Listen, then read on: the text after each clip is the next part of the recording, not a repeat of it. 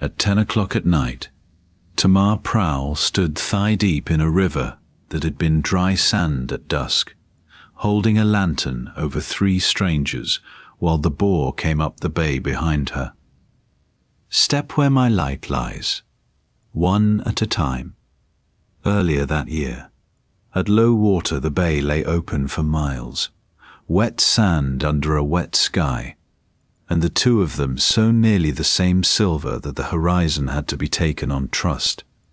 A carter and his boy came down the shore road in the first light, bound for the chapel town the long way round. The boy saw her first, a lone figure far out on the mirror, half a mile from anything, skirts kilted to the knee, wading the edge of a channel with a bundle of green branches on her shoulder. As they watched, she stopped, stooped, and planted one of the branches upright in the sand, a small green tree grown overnight in the middle of the sea's own floor. "What's she doing out there?" the boy asked. "The sea was there last night. It'll be there again by noon." "Reading it," his father said. "Now hush." The cart rolled on. The figure worked her way along the channel, testing the bottom with a long staff, planting her branches one by one across the emptiness. Have the geography plainly, for everything hangs on it. A great bay, and a river mouth, and a Duke's County split in 2 by both. 6 miles over the sands at low water, from the chapel on the near shore to the far grange. 20-mile round by road, through hills that broke wheels and tempers alike. Twice a day the sea drew back and offered the short way. Twice a day it came home and took the offer back. The crossing had carried market carts and coffins, brides and judges, the mail and the militia, for longer than anyone had written things down. And it killed people. Every generation gave the bay a cart, a horse, a drunk man who trusted his own memory of where the channel ran last month. The bay drowns those who ask it to be a road. It carries the ones who learn to read it. So the county kept a guide. There had been one time out of mind, a salaried office held by families, answerable for every soul that crossed. And the chapel bell spoke 2 words only, taught to every child on that coast before its letters. 3 measured strokes, spaced wide. The sands are open. Come and cross. A continuous, urgent peal, on and on without pause. There are people still out, lamps to the shore, nobody enters. When the bell hung silent, only fools went out, and the times, the precious times chalked each day on the chapel door, came from one low cottage above the shore, where the guide lived. The figure on the mirror finished her line of branches, shouldered her staff, and started the long walk home ahead of the tide. East Brooks moved again, Tamar said, hanging her dripping skirts by the fire. 40 yards down, I've brobbed the new ford. The rig is sound, the long high spine of sand across the middle. The west channel's lazy, and there's a soft patch off the Priory Ridge, the size of a barn floor. I walked round it twice to learn its shape. Her father sat in the doorway of the cottage with his face to the bay, as he sat at every ebb, a big old man gone quiet in his frame. Abram Prowle, 30 years guide to the sands, known to every carter in 3 counties as Old Prowle, who had carried the office the way his father carried it, and his grandfather before that. "Soft off the Priory Ridge," he said slowly. "Aye, it was soft there the autumn the judge crossed, the year of the great gale. It comes soft when the East Brook fats itself. You're sure of the rig?" "I crossed it at the deep place, knee and hard under. Then high water at 9, the sands open from 1. He said it as law, because on this coast it was. Chalk it, lass." She chalked it as she chalked it every day, on the slate that went down to the chapel door. "Sands open 1 o'clock. Cross by 4:30. Keep the Brobs. Under it, as under every notice for 30 years. A Prowle Guide. Here is the thing the county trusted its life to every day and had never once looked at straight. Old Prowle was going blind.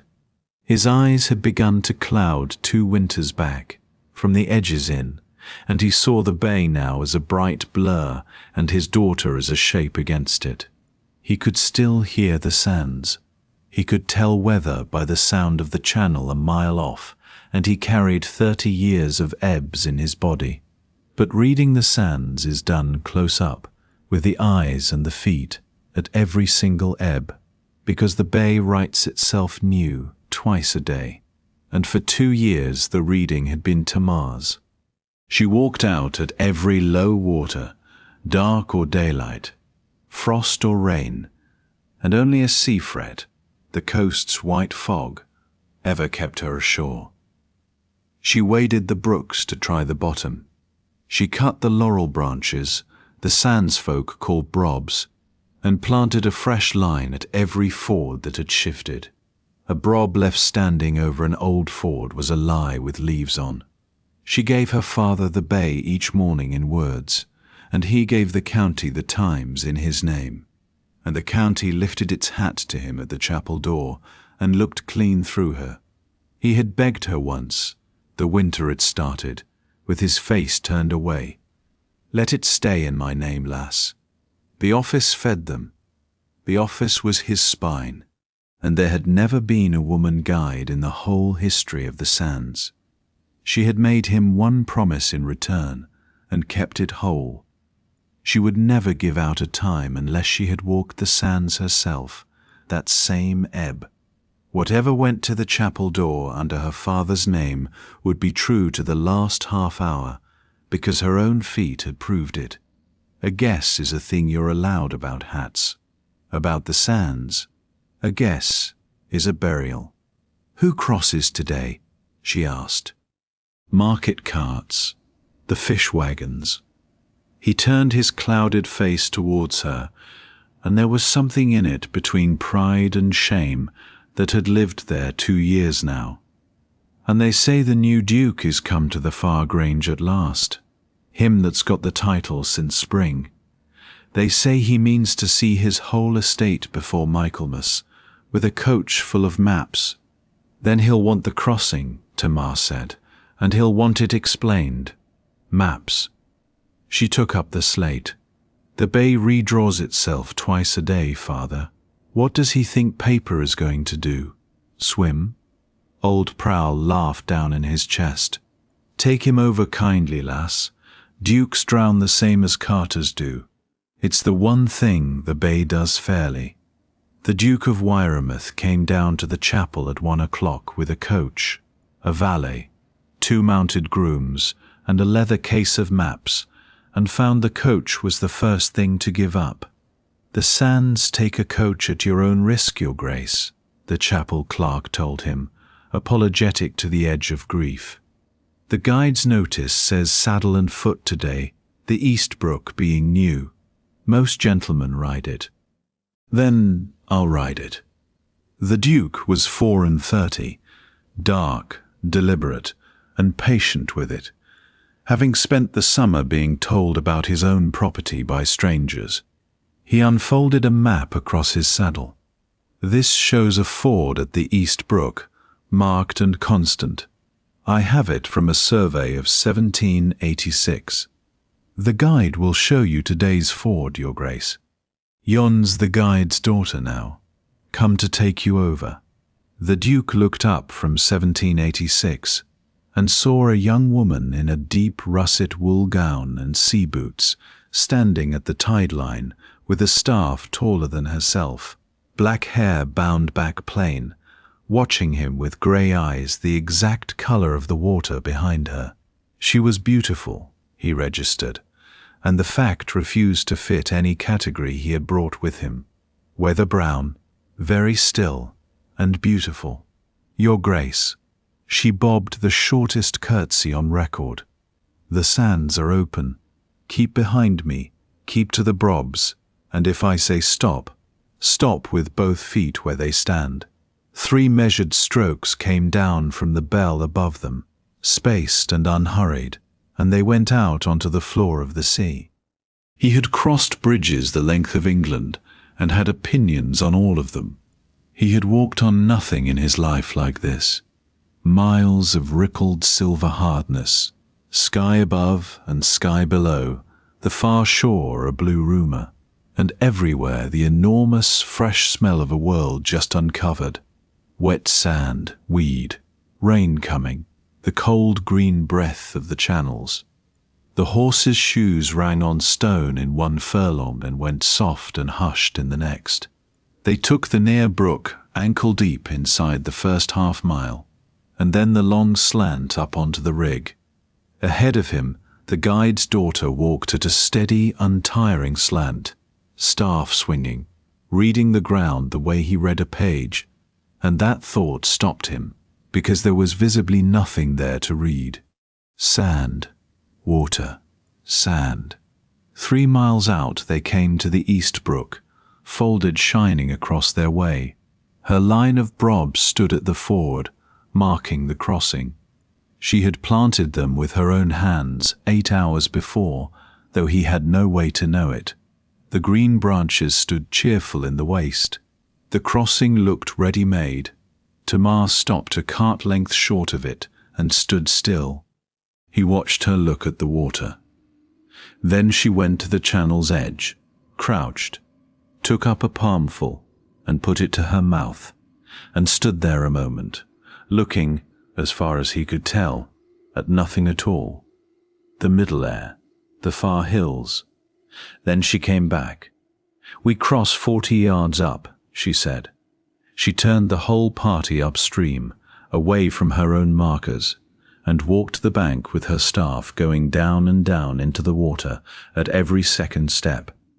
At a place that looked to him exactly like every other place, she said, "Here," and led them through, thigh-deep, the horses snorting, the bottom ringing hard underfoot.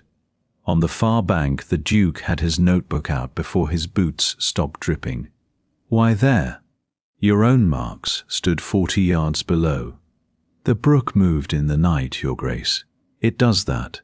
She whistled the grooms on past the soft patch, unhurried. The water at the old ford ran too sweet. The river's shifted its weight through it and gone. Sweet water over slack sand is a door with the hinges drawn. I brobbed that ford at 4 this morning, and it was true at 4 this morning. It stopped being true around 9. "You can taste that a ford has died," he said, writing. "I can taste where the river went. The rest is the sand's own face, but the light's wrong to show you today." She glanced back, and something crossed her mouth that was nearly a smile. Behind them, where the old ford lay under its brave green branches, a stretch of sand the size of a farm cart shivered all over, at once, like the hide of a horse twitching off a fly. The Duke stopped writing. "May I write this down?" he asked when he could. "You may, Your Grace. The bay can't read." He looked at her, and then at the 6 shining miles behind her, and put the notebook away carefully, having just been told, gently, what his religion was worth here. They walked on.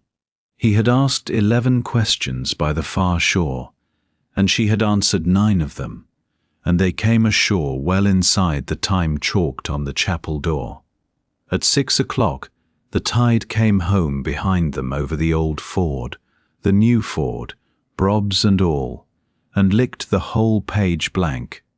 The Duke of Wyremouth had been raised on one belief, so deep he had never had to say it aloud. Everything true could be written down, and whatever could be written down could be taught, priced, and improved. He was a good landlord by arithmetic, and a fair magistrate by the book. His grief for his late uncle had chiefly taken the form of work, the estate gone over field by field, and paper by paper until it behaved. The crossing broke something in him, quietly, the way frost breaks a stone. He came back 4 days later with a reason, the Far Grange's rents. He came back the week after with a thinner reason, and the week after that with a reason he took the trouble to invent in advance.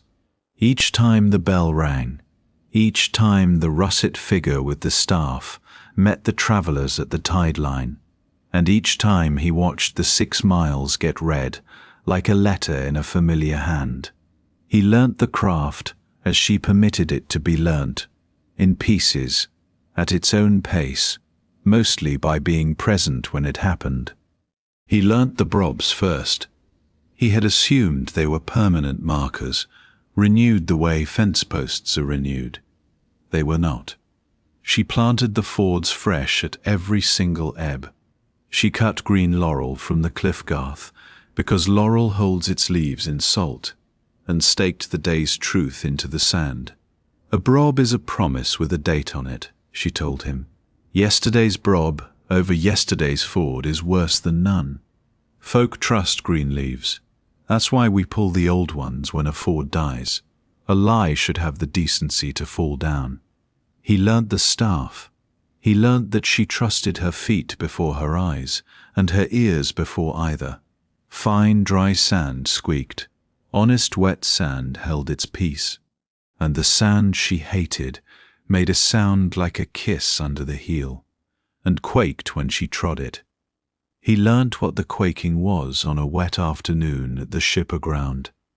He had decided by then to stop pretending his questions were idle, and he asked her straight out over the inn's small beer. "What is it?" "The soft. I've heard quicksand since my nursery, and I begin to think the nursery had it wrong." "The nursery makes a monster of it," Tamar said. "It's plainer and worse. It's sand standing on water, Your Grace, a brook's old bed, or a spring under the flats, and the sand above it packed loose with the water still moving through. Tread it, and the whole of it lets go at once. It'll bear a gull at dawn, and swallow a cartwheel by noon, because the tide's been at the water underneath in between. That's why there's never a map of it. It's a thing the bay does, hourly, and it does it somewhere new each fortnight. And if a man's in it, to the knee, say, before his wits catch up with his boots, then his wits must do the one thing his body's screaming against. Stop pulling. Pulling drives you down. You make a pump of your own leg. You fall flat. You spread yourself wide as you can manage. You make yourself a raft, and you crawl. The sand that takes a standing man will carry a crawling one. My father pulled 3 men out in his time, and every one of them fought the ground and lost land doing it." She turned her cup. "The bay's oldest lesson that. The moment you feel yourself sinking, the proud, upright thing is the thing that kills you. Lie down, spread your weight, and give the ground more of yourself, and it holds you up. There's many a gentleman drowned rather than learn it." The Duke was quiet a while. "I begin to see why the office is salaried," he said at last, and she laughed, that short sea laugh he had started listening for. And he understood that he was in some difficulty. He had come with questions about sand, and every visit now he carried home the exact pitch of a laugh. His grooms understood it before he did. The Far Grange's rents had been examined 4 times over. The head groom, saddling the 5th pretext of the month, observed to the stable at large that his Grace had grown uncommonly fond of wet feet. He learnt the moon. That startled him most. It happened one evening at the ship aground. Tamar was settling the next day's times with a wool buyer at the next table, and she gave the man the tides for a full fortnight ahead, out of her head, straight off, while she finished her bread, hour and height, Neaps and Springs, which afternoon would give a long, lazy door, and which would snap shut early and hard. "You carry a fortnight's almanac in your skull," the Duke said, when the wool buyer had gone. "The moon carries it. I only look up." She pushed the crumbs into a small, tidy heap. "The bay does two things, Your Grace, and both by the moon. The mystery's in neither. The mystery's in what the water does with the sand while your back's turned. That part is new every ebb, and it has to be walked. There's my whole trade. The moon tells me when to walk, and the walk tells me everything else." "And who taught you the walk?" She was quiet a moment. Men had asked her the times 10,000 times. She could hear at once that this man was asking a different thing, asking after the how and asking it kindly. "My father," she said, "since before I could carry the staff. It's his office and his sands." And she stood and bade him good evening, a shade too briskly. And the Duke, who missed very little now that he had stopped writing things down, noticed the door close in the answer, and filed it, the way he had filed the shiver of the old Ford. He rode home the long way round, 20 miles through the hills, to give himself time to think. What he thought about, mostly, was the wool buyer, a stout, prosperous man, taking a fortnight of life and death arithmetic from a woman of 26, hat off, grateful as you please, and then remarking to the room that old Prowle's times were the surest in England. The room had agreed. She had said her father's name herself, easily, in the middle of it.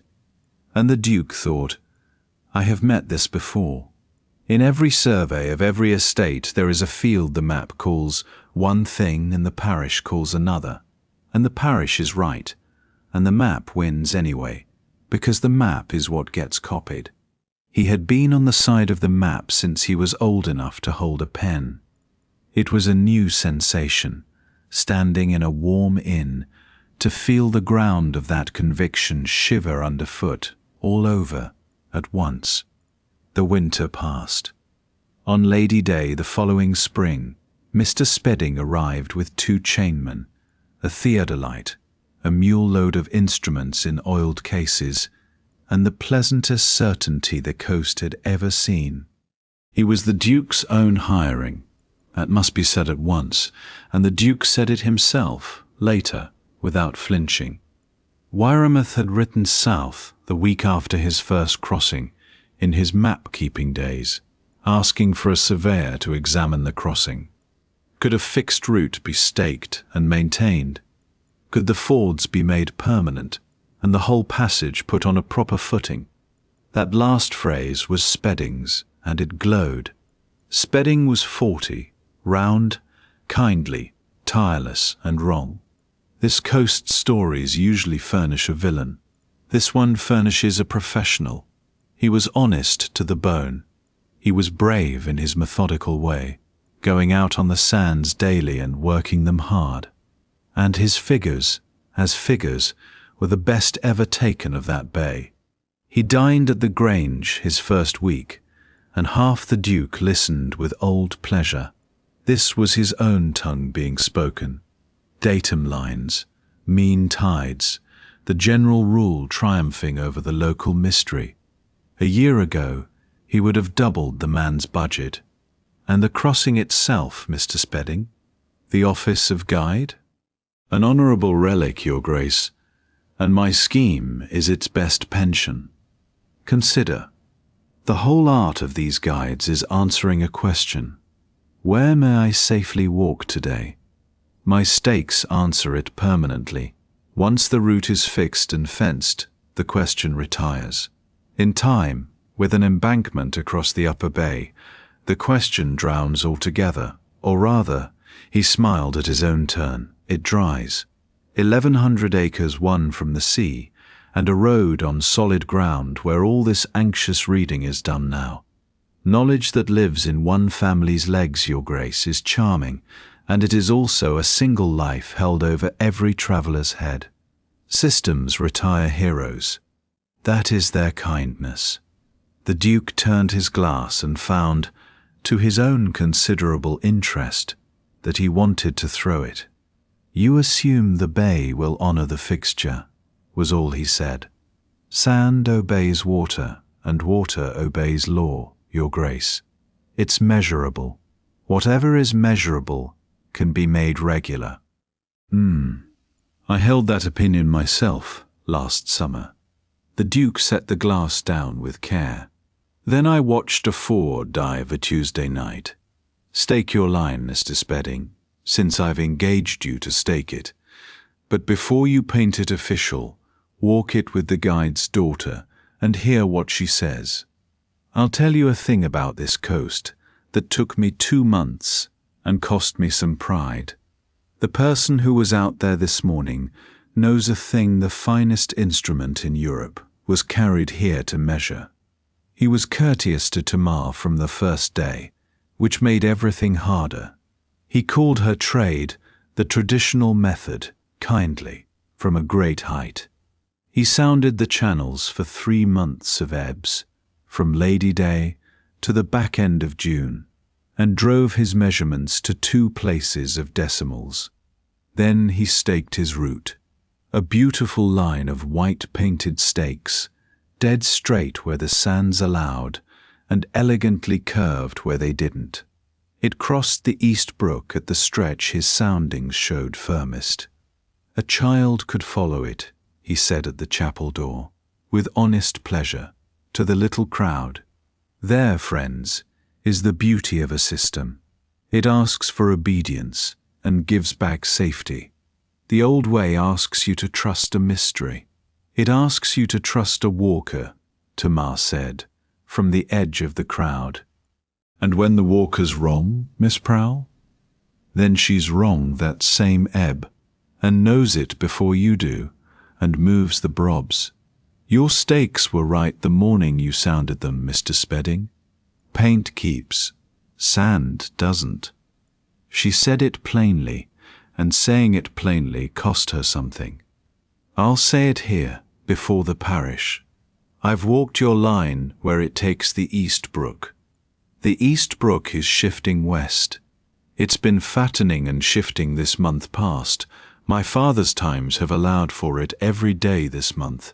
Your firm stretch is where the river's going, and by the next great spring tide, your stakes will stand over new channel and soft sand. Set your road there, and paint won't save it. You have soundings to show me, said Spedding gently. Figures? Anything I might examine? I have this morning's walk. Ah, said Spedding, and smiled kindly. And there it was, 2 kinds of knowing, face to face at a chapel door, and only one of them in writing. He turned to where old Prowle stood with his staff, monumental, face to the bay. But the guide himself shall settle it. 30 years against my 3 months. I'll take that verdict and honour it. Master Prowle, you know these sands as no man alive. Come out with me at tomorrow's ebb, look over my line with your own eyes, and certify it or damn it, and I'll take the verdict. The silence that followed was very short and very deep, and only 3 people in the crowd knew what it was made of. My father keeps the times now, and leaves the wet work to me, Tamar said quickly, a half-beat too quickly. I speak for him on the sands. It's how the office is arranged. Then I fear it's hearsay, Miss Prowle, said Spedding, regretful and correct, and bowed to old Prowle, and went back to his beautiful stakes. The crowd took it several ways at once. The carters, bred up on the Cottage's times, shifted their feet and were troubled.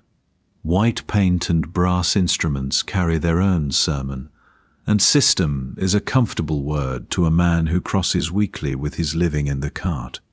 A few of the younger men walked out that very ebb, and came back saying a blind horse could follow the stakes, which was truer than they knew. The crowd broke up. Old Prowle turned and walked to the cottage with his staff, finding the path's edge, spine straight, chin level, and his daughter walked beside him with her hand light under his elbow, and they went in and shut the door on the whole subject. The Duke of Wyremouth stood by the chapel wall a long time. He had watched her answer for her father one time too many, and he had watched the old man's face while she did it, the stillness, the particular set of a proud man listening to his own protection. The Duke said nothing to anyone, but that evening he took out last summer's letters about roots and footings and read them over, and heard a stranger in them. The stranger's hand was confident, and the stranger knew the bay from a chair. He did what a mapman does. He verified. 2 winters of times, and every one of them true. He had checked, because it was his nature. 400 crossings and better since the county last got a sole wet above the knee, and all of them given out by a guide whose staff had to find the path's edge for him. Somewhere in that cottage, one pair of shoulders was carrying both those facts up a long stair every day, and the county was lifting its hat to the wrong head. The answer, when he finally asked for it whole, was given walking, because with her everything was given walking.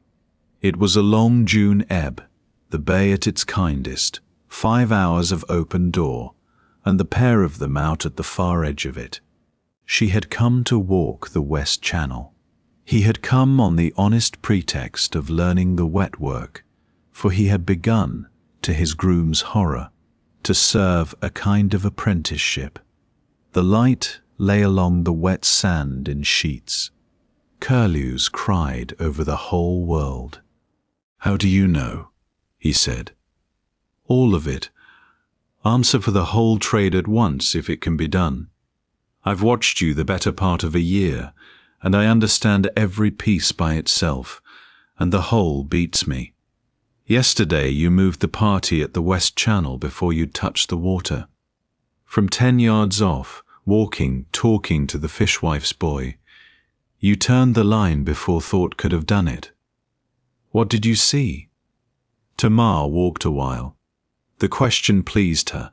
He could tell by how long she took with it.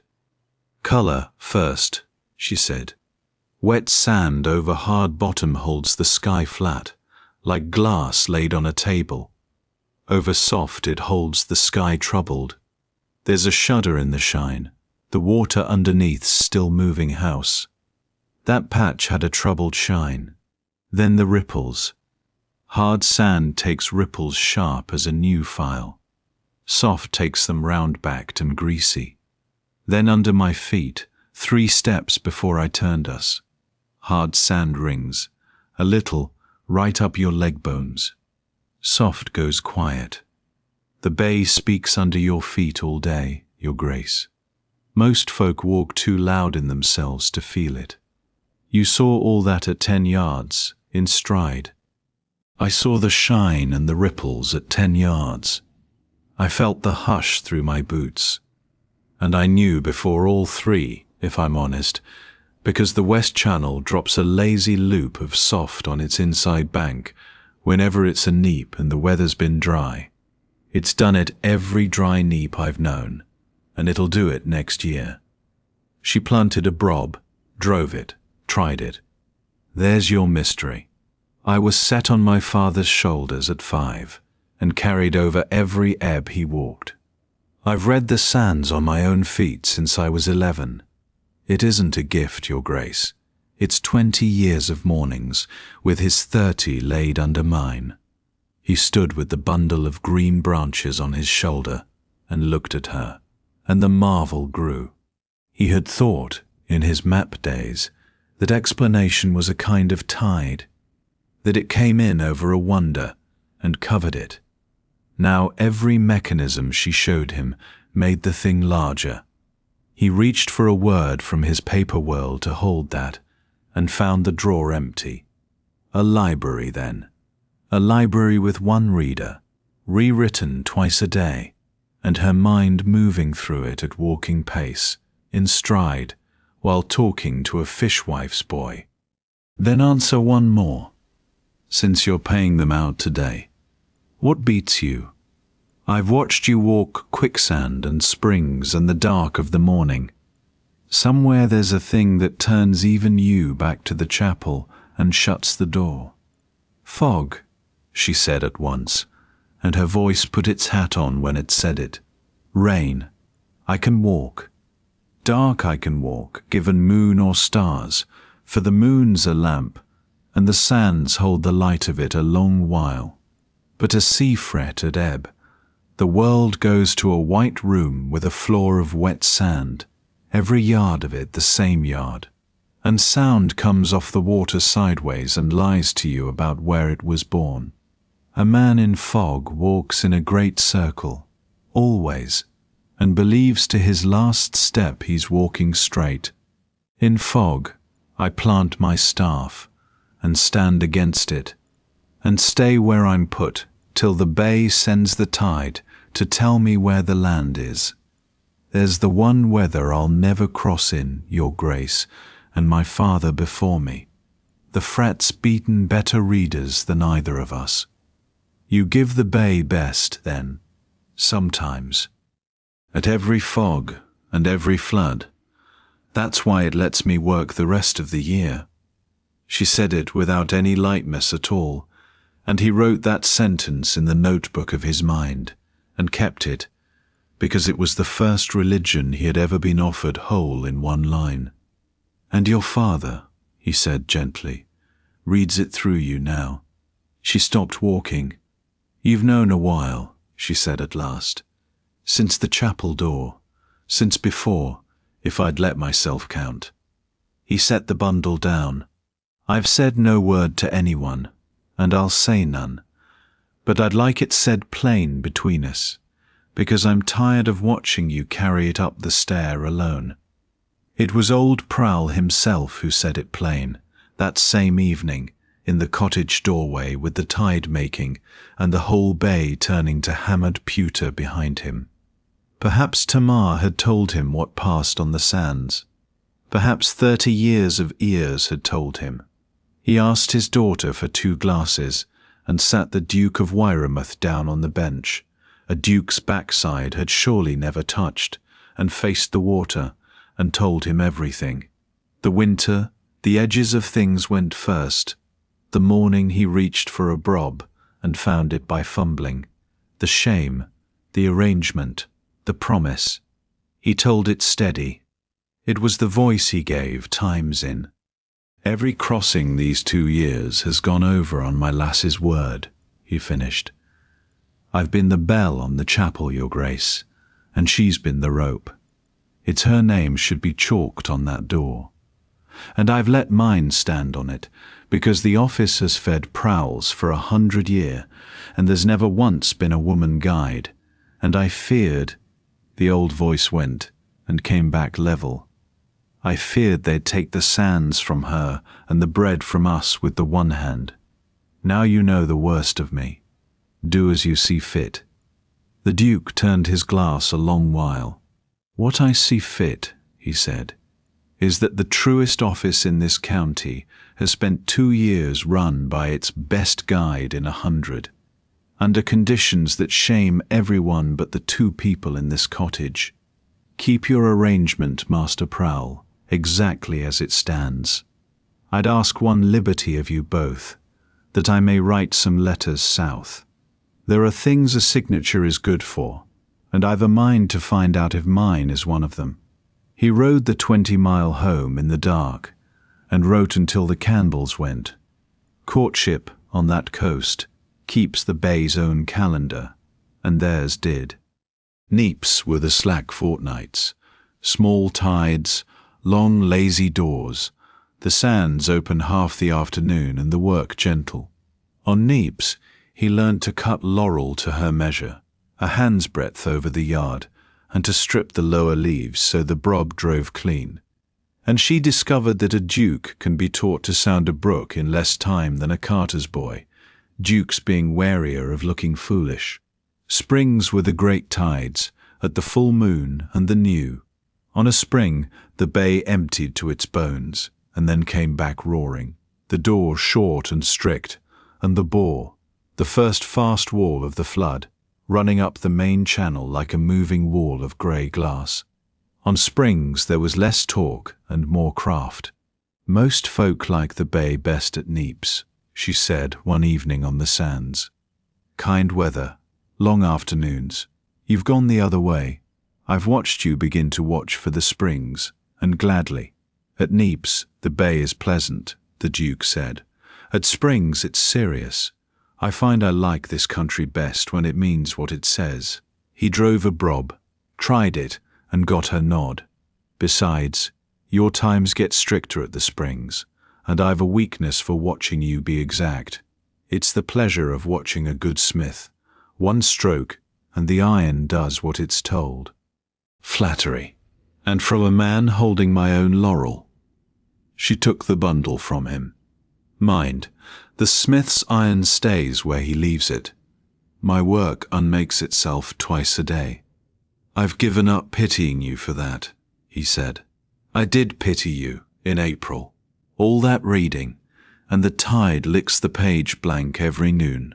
He looked out at the shining miles, and his voice changed, and she heard the map man handing over another county. "Now I think the page being licked blank is why you can read at all. My maps rot because they hold still. You're true because you begin again every morning. I've started to wonder what else that's the rule for. There were rain days too, that summer, when the fret sat on the bay and the bell hung silent, and the crossing world crowded into the ship aground or the cottage to wait. On one of them, the Duke of Wyremouth sat at the Prowle's own table, mending the Brobsling with a sailmaker's palm he had bought in town and pretended to have owned for years, while old Prowle held forth from his doorway chair on the guides he had known. There was his father, who once brought the king's judge over in a March gale and charged him the same as the fish cart. Tamar sat by the window splicing, putting in a word where the tale wanted one, and the rain went down the little panes, and the Duke caught himself in the middle of that hour being happier than he had been in any room of his own great house, and let the catch go, and went on being it. It was there that she saw the notebook again. He took it out to write down the sailmaker's knot her father was describing, and she looked at it sidelong. "More paper, Your Grace. I thought we'd cured you. You cured me of the old use." He turned it so she could see. Times in his careful hand. Brob measures. The pull-out lesson, word for word. A page headed fog, underlined twice. The maps wanted the bay to hold still. This is the other kind of writing. This one knows it'll be wrong by Michaelmas and means to be corrected. You told me once the bay can't read. He looked up, wry and quite serious. "I can, is the thing. And a man who has met your trade once ought to leave a written road for the next man who'll need it, some later fool with maps, who arrives sure of everything. Let him find in the Grange library, in a duke's hand, that the sands have a literature already, and where it's kept, and that it walks out at every ebb in sea boots." Old Prowle, from the doorway, remarked to the rain that in 30 years on that coast he had heard many a man court a lass, but this was the first to try it by prose composition. "Father," Tamar said, splicing on, entirely unruffled, "mind your weather." The sun was going down into the sea's rim, and the ebb was at its last hour, and the wet sand did the thing it does on such evenings, took the whole burning sky into itself, so that they stood on clouds with the clouds beneath their feet, two dark upright figures in a mirror 6 miles wide, and every step they took broke gold. They had stopped walking. She was aware of it before she was aware of deciding it. He turned to her in that doubled light and said, "Tamar," her name only, on its own, for the first time, and the word had the whole evening in it. Her hand came onto his arm, unhurried, firm. "Now we walk, Your Grace." for she had heard it under her feet before either of them heard it in the air. The first far seethe of the flood, away north where the tide came in first over the flats, wide and patient and old. They walked briskly, in step, her hand still on his arm, the gold shattering ahead of them all the way to the shore road. And behind them the sea came home over the evening's Brobs, and the bell hung quiet, everyone safe ashore, and the two of them stood on the chapel bank, breathing a little faster than one brisk mile could answer for, watching the bay take back its floor in long silver pushes, the evening's work going under whole, Brobs, footprints, the place where he had said her name. "You were saying," she said. "I was." The Duke considered the enormous bay, now busily drowning the exact spot on which he had meant to say it. "I find the moment's gone under. I'll say this instead. I'm keeping a list of things I mean to tell you, and the list is getting long, and I've noticed your bay grants a man 5 hours at a time to live in, and takes the ground back on the hour, finished or unfinished. That's the trade, Your Grace. Say what matters early in the ebb." She shouldered the staff, and the sea-grey eyes had the evening's gold still in them somewhere. Or learn to talk while walking, as guides do. The great spring tide of July did exactly what she had promised at the chapel door, and it did it in 11 days. The East Brook, fattening all month, shifted its weight west across Spedding's beautiful firm stretch the way a sleeper rolls over in a bed, without malice, without haste, without the smallest regard for 2 places of decimals. When the ebb uncovered the sands on the 12th morning, Tamar walked her walk, came home, and gave her father the bay. At the chapel door that noon, the Times bore 1 line more than usual, in her plain chalk hand under her father's name. The staked line is dead at the East Brook, crossed by the Brobs only. Spedding went out that same ebb to see for himself, which was his right, and to his honour he asked her to walk it with him, which was his sense. The Duke went too, and kept behind, and said no word the whole way. This was between the surveyor and the bay. They came to the stakes. The white line still marched across the sands, straight, confident, freshly painted. But from 100 yards off, in that flat noon light, Tamar heard Spedding's breath change. Even a chairman could see that the shine had gone wrong along it.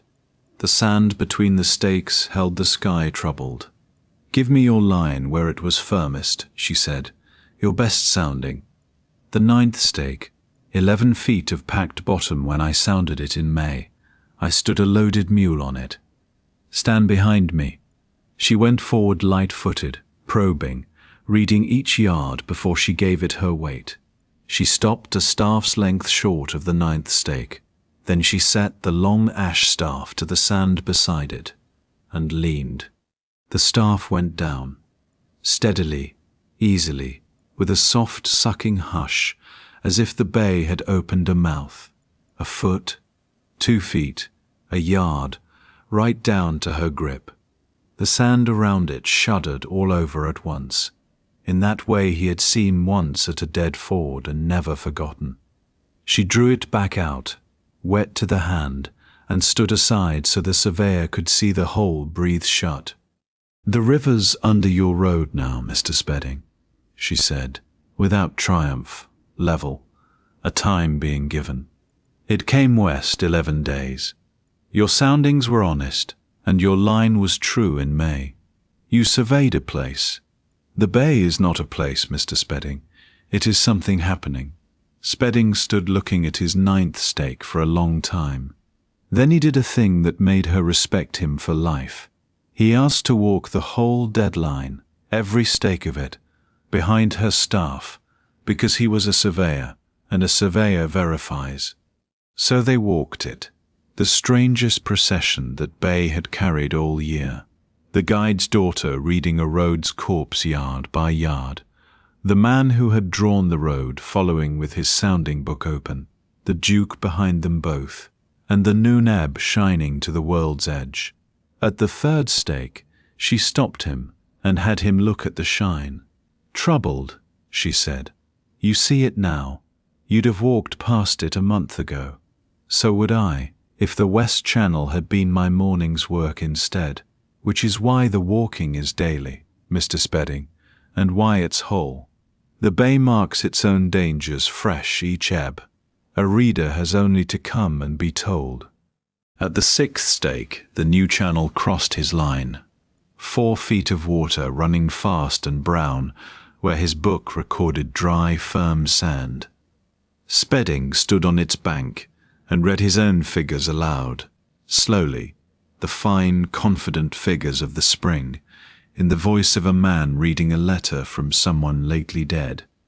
11 days, he said. You gave it a fortnight at the chapel door. I have your words in my minutes. I wrote them down as local colour. You were generous, Tamar said. It ran 2 days quick. The westerlies fed the brook. How long have you known it was coming? Since April. The east brook fattens on a wet spring, and a fat brook wanders west on this bay. It did the same the year I was 17, and my father read it coming that time, and moved his fords a month ahead of it. That's the part your instruments were always going to miss, Mr. Spedding. They measure beautifully where the water is. The bay is also where the water was, and where it's minded to go, and there's 30 years in the cottage above the shore that holds all three. He closed the sounding book. The demonstration wanted no more witnesses after that, and the Duke, watching, said afterwards that the moment the surveyor was won was audible.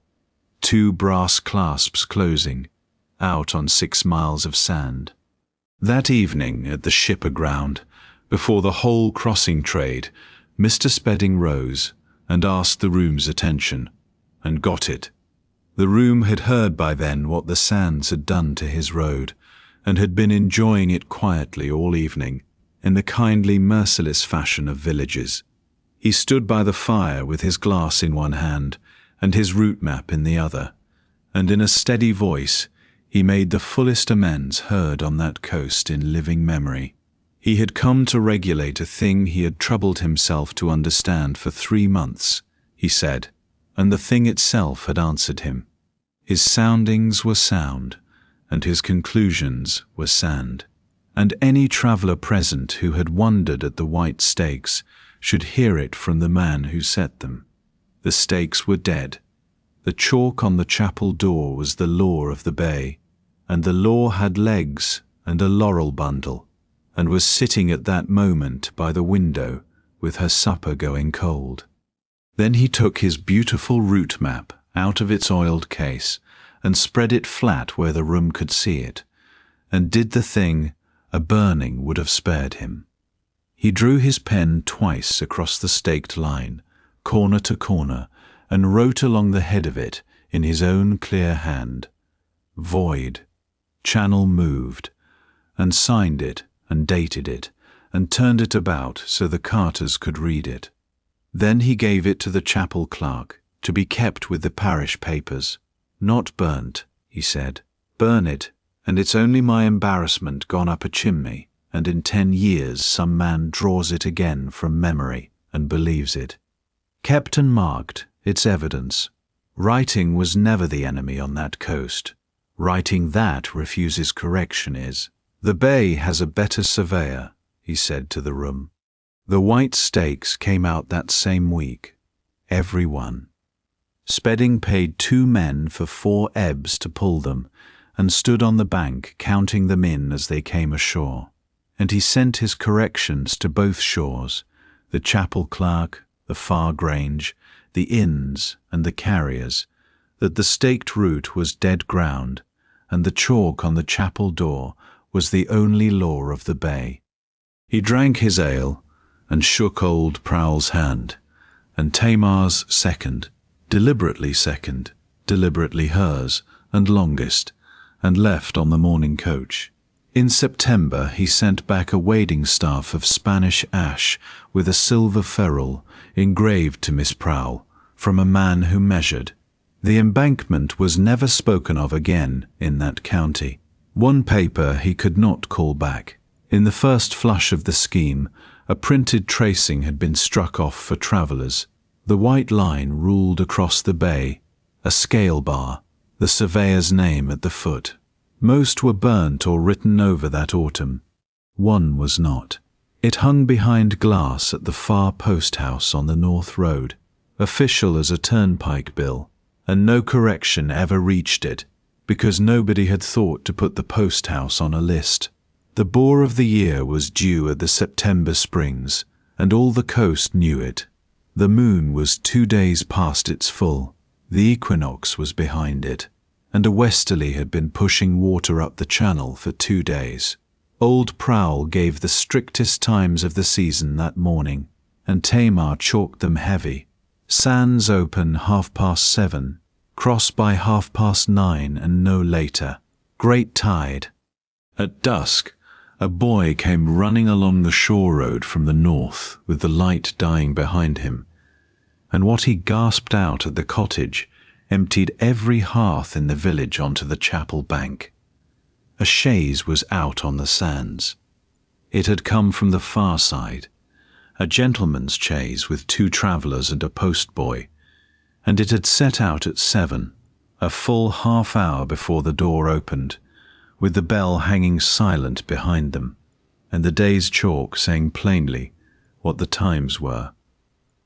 The postboy had his road off the wall of the far post-house where they changed horses, the printed tracing behind glass, engraved, scaled, signed by a surveyor. He had never crossed in his life. Official paper on one side, a silent bell and a board of chalk on the other. Like most men, he took the print. There were no stakes left out there to tell him he was following a corpse, and the paper had been dead since July. The East Brook had them now. A horse lamed in the crossing, the chaise slewed and stuck, and the last the boy's father had seen from the North Headland was a carriage lamp far out in the darkening bay, swinging. On the bank the facts got said aloud once by many voices, and they were these. Low water at 8:30. Behind it a great spring flood, with the bore in it, and the westerly stacking it higher. The channels would begin taking water by 9. Mid-bay would be going under in the 2 hours after that, and the bore would come up the main channel sometime the far side of 11, faster than a galloping horse, the grey heads said. The grey heads were right. It was full dark already, and the moon was another hour from rising. A boat was no answer either. The bay at this hour was a plain of sand with 3 live channels in it, miles too dry to float a keel, and by the time there was water enough, that water would be the flood itself, faster than oars, with the bore loose in it. Whatever went out tonight went on feet. The oldest carter said what all the grey heads were thinking. On a making spring tide, in the dark, with the bore due, a man who went out was only going out to drown in company. Every man on that bank had known a guide's family. Every man stood still. Tamar came down the cottage path with the staff in her hand, and the lantern already lit. I walked the whole east side at this morning's ebb, and again at this evening's, she said, so that the whole bank heard it, in the voice she gave times in. The ground between here and the East Brook is this morning's ground, and I have it fresh. Low water 8:30. That gives me 2 hours of sand, and the walk out is 90 minutes if I go the long diagonal by the rig, which is high ground and dies last. I can be at the brook by 10 and bring them home up the rig with the flood behind us, and be ashore before the bore. Near brook. The rig. East Brook. The chaise is beyond the East Brook. 3 pieces of ground, and the same 3 home again. It goes, if everything is walked and no minute is spent twice. She was already moving. It wants one more pair of hands for the second lantern and the spare staff, hands that do as they're bid. I'll go, said the Duke of Wyremouth, and stepped out of the crowd and took up the spare staff and looked at her and waited for her leave, and the whole county saw him wait. Her sands and her leave to give. Keep on my left hand, she said, a staff's length back, your grace. They went out into the dark together, and the crowd on the bank watched the two lights dwindle out onto the black mirror until they were one light and then a spark, and old Prowle stood at the chapel with his hand on the bell rope and his blind face turned out to the bay he had walked for 30 years, listening. Out on the sands the world was sound and footing. She walked fast, faster than he had ever seen her walk, and read with her feet alone. The ring of the hard ground up the leg bones, the hush of the soft. He could feel a little of it himself now, the grain of the ripples under his own soles. She had taught him that much, and it told him they were bearing true along the rig. The lantern threw a small, hurrying room of light around them. Past its walls, the dark was total, and full of the voice of water. Away north, the flood had begun, a long, patient seethe filling the rim of the dark. Talk, she said. Tell me the times back. Low water 8:30, gone 20 minutes since. East Brook by 10. The brook takes the flood early, so cross the party at once. Count them over, then the rig home before 11:30, the bore after that. He was breathing hard and even. You've a use for catechism out here tonight. It keeps your stride even, and it tells me where your wind is. A gleam in the dark that might have been the sea-dry smile. And if the bay takes me, your grace, somebody on these sands has to have the times. The moon came up over the hills at 9:30 and laid a road of light down the wet world, and by it they saw, far out and low, a swinging spark. The carriage lamp. She corrected her line 1/2 a point north, and they came up on the East Brook at 10 by his watch. The brook already had its voice back. It was running with the first of the returning tide. The chaise stood slewed in the shallows of the far bank, and the lamed horse was loosed and led. The 3 travellers huddled on the sandbank with their lamp, a gentleman, his sister, and the postboy, all of them soaked to the waist, and past the far edge of fright into that dangerous obedient calm. Tamar waded the brook first, alone, her staff going down, and found the Knight's Ford 20 yards up from the chaise's own wheel marks. Then she stood mid-channel, thigh-deep in the filling water, holding a lantern high in the dark middle of 6 miles of drowning sand, and called them into the water one at a time. To me, step where my light lies, one at a time, and to my staff. Now the lady. Hold my arm, madam. The bays carried brides before you, in worse shoes. Her voice never once rose or hurried, and because it stayed level, they stayed level. The gentleman came, then the postboy with the horse. The water at the animal's girth now. The brook filled underfoot as the last of them crossed, and the Duke, counting them onto the near bank, watched the ford die behind their very heels. The sand they had stood on went under, sleek and quick, the bay closing its book. The chaise stays for the bay, Tamar said. It's had worse offerings. Now walk, steady and long, the pace is mine, and everything ahead of us is ground. I walked at this evening's ebb. We go home by the high sand, and will be dry-shod the whole way if we spend no minutes. She set the pace. The Duke took the rear with the second lantern and the count. 5 souls and 1 horse, told over aloud at every furlong, a walking rosary. The walk home was the longest hour of every life in it, and she gave it to them in furlongs. Behind them the flood came on, the channels filling, the flats going under sheet by sheet, the great patient hurry of a sea taking its ground back. Once the post-boy looked back and stopped dead, and the Duke's hand was on his shoulder before the fright could root. Eyes on the lantern, lad. The lady in front has done this 1,000 mornings. We're her easiest yet, she said so. A lie, and steady as a handrail, and it walked the boy the next mile. At the near brook, the homely one, ankle deep at any honest hour, the tide met them. It came sliding up the channel from the south, brisk and shining in the moon, and the ford went from ankle to knee in the time it took to cross the party over it.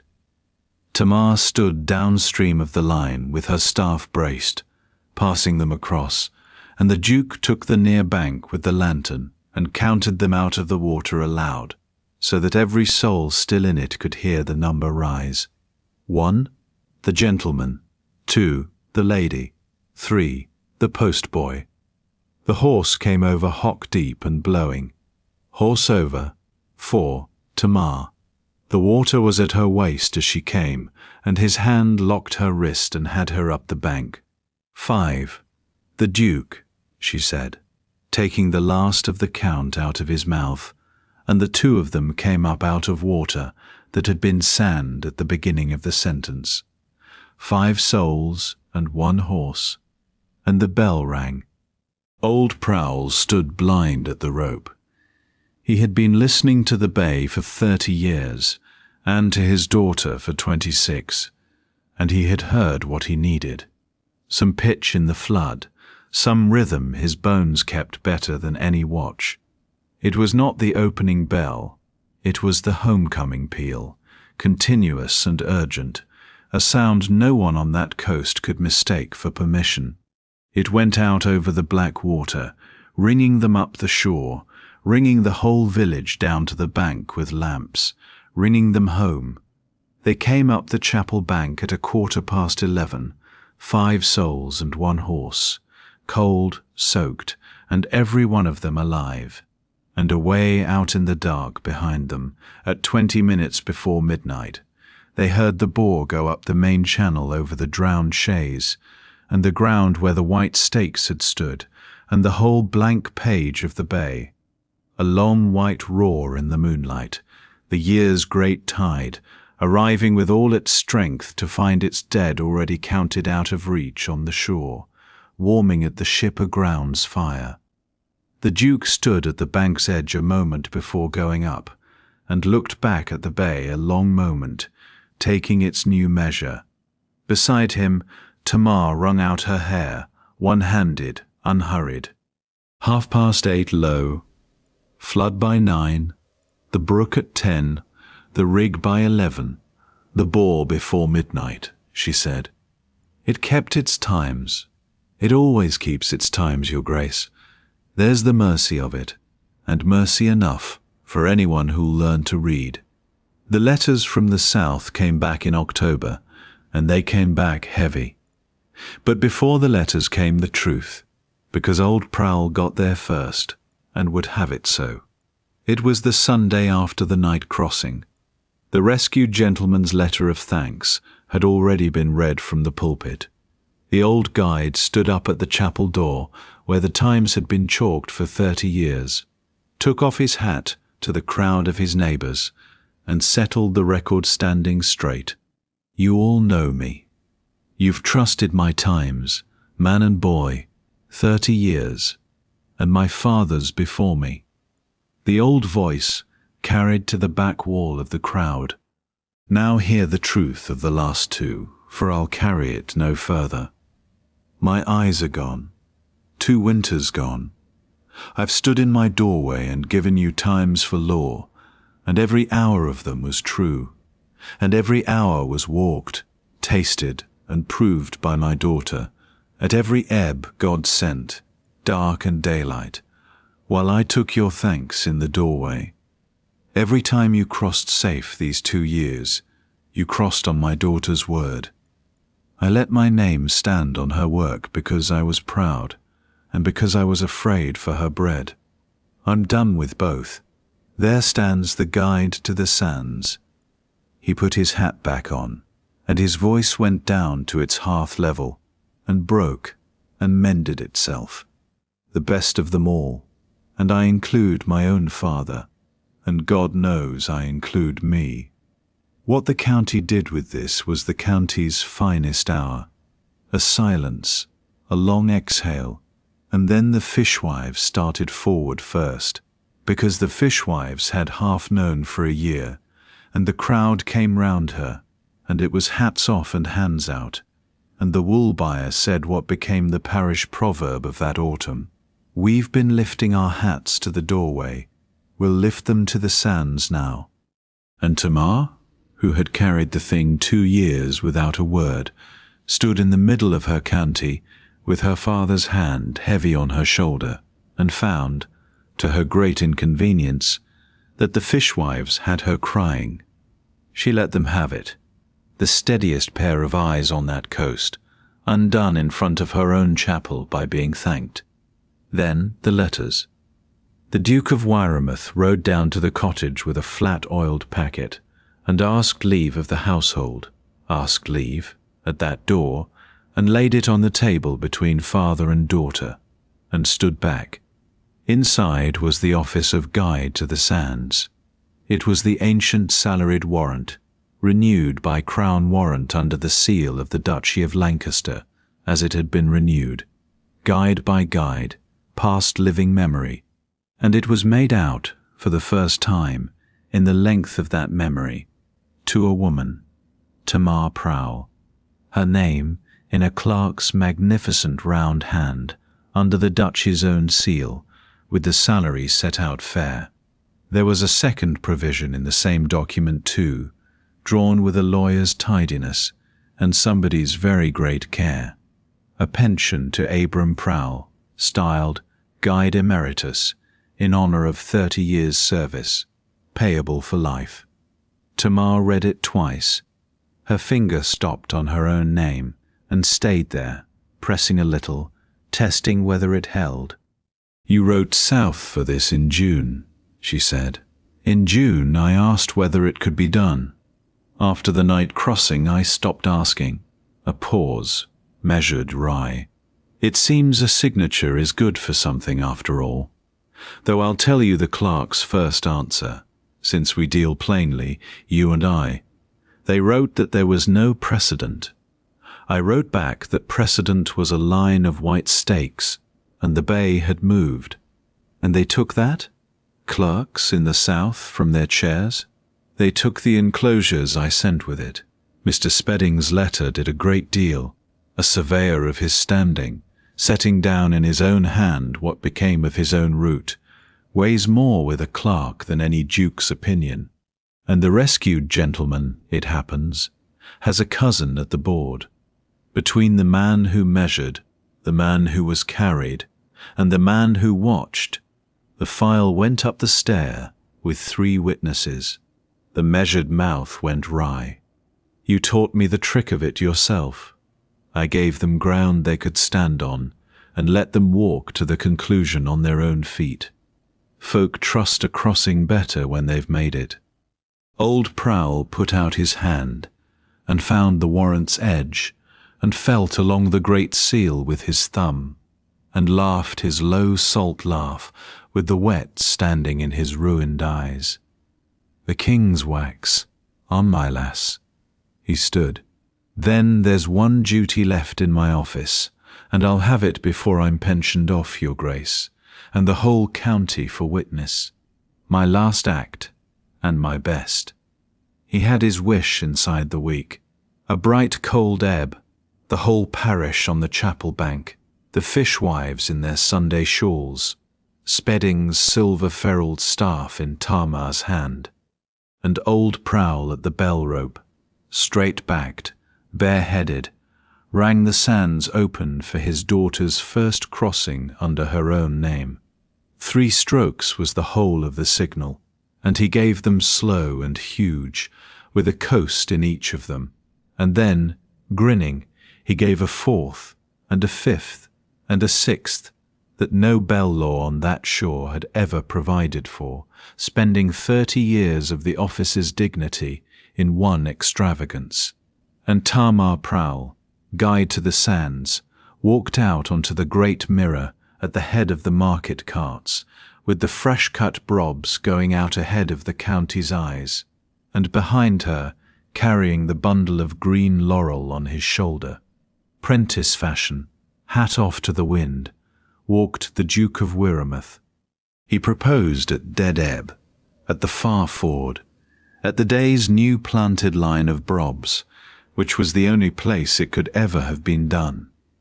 By then they had fallen into walking the far reaches together, most fine ebbs, she reading, he carrying.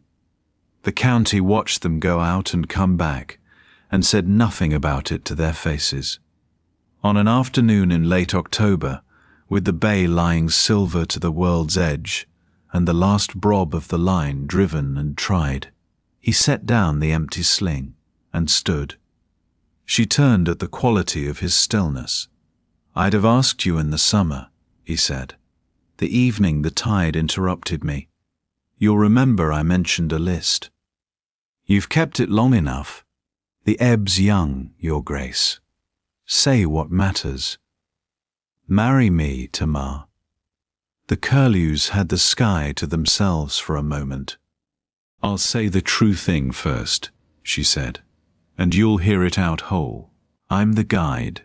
It's my office now, my name on the king's wax, the first woman's name in the length of the memory of man, and it lives in my legs, and it dies without walking.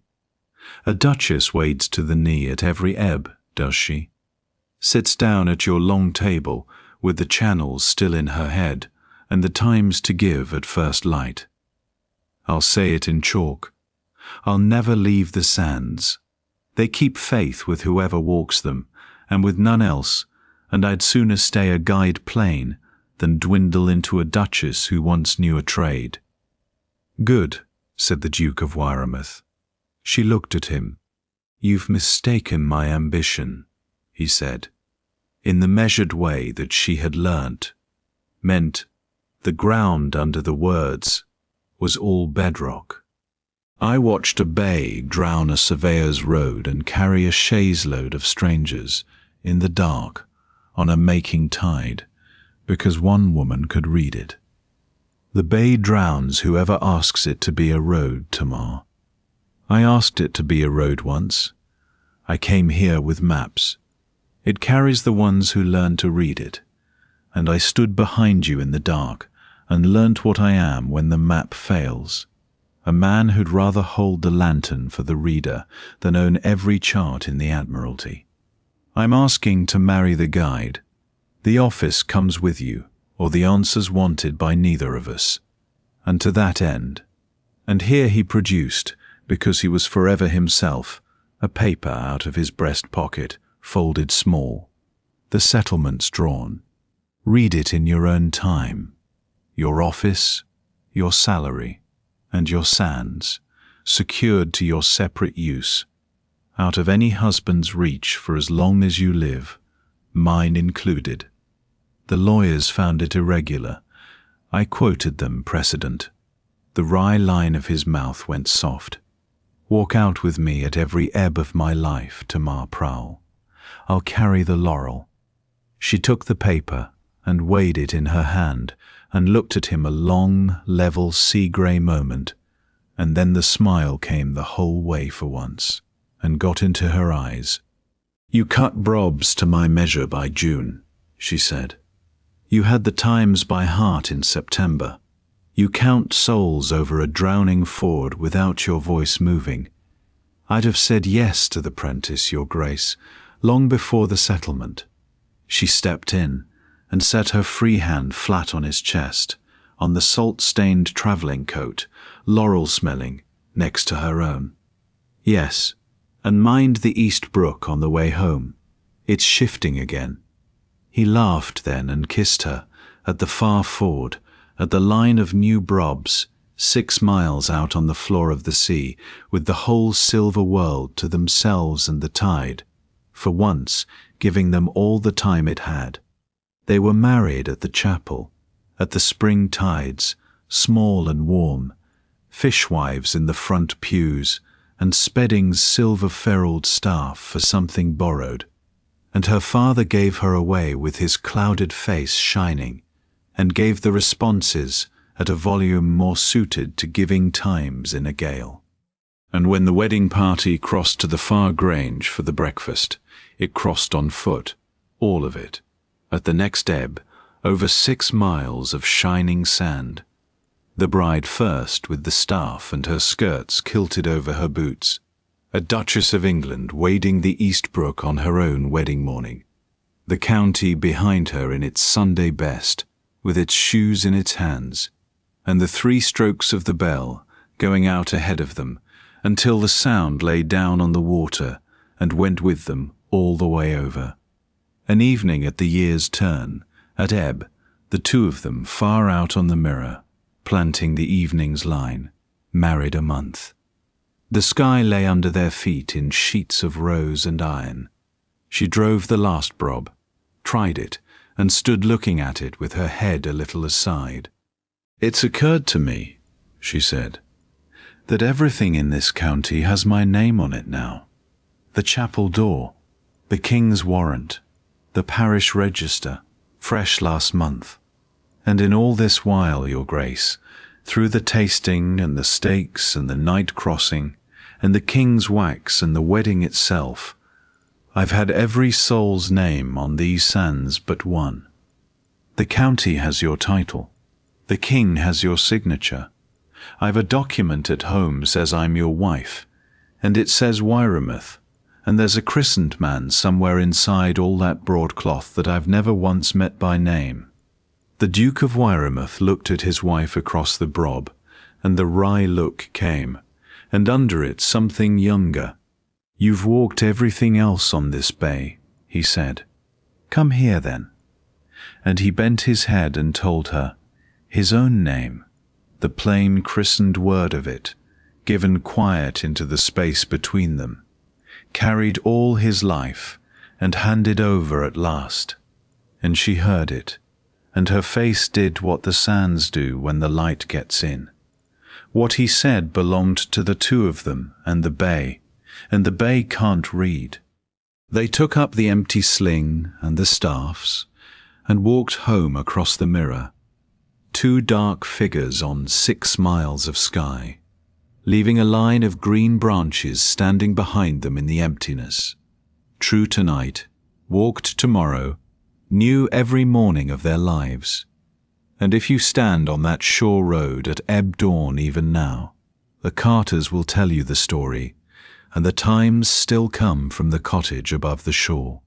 So ends the story of Tamar Prowle, guide to the sands, and the Duke of Wyremouth, the woman who could read 6 miles of drowning ground, and the map man who loved her enough to learn to correct his maps and carry the laurel. If this one carried you over, be honest with me in the comments. Would you have crossed 6 miles of tidal sand at night on one woman's word, or would you have stood on the bank with the grey heads and waited for morning? I read every answer, and the ones that make me laugh get read twice. If you are glad of the crossing, the like button is just there, and it tells me to keep stories like this one coming. Subscribe and ring the bell. In this house it means what it meant at the chapel. The way is open, and there's more worth crossing for. Until the next ebb, keep to the Brobs, cross early, and say what matters at the start of the tide. Good night.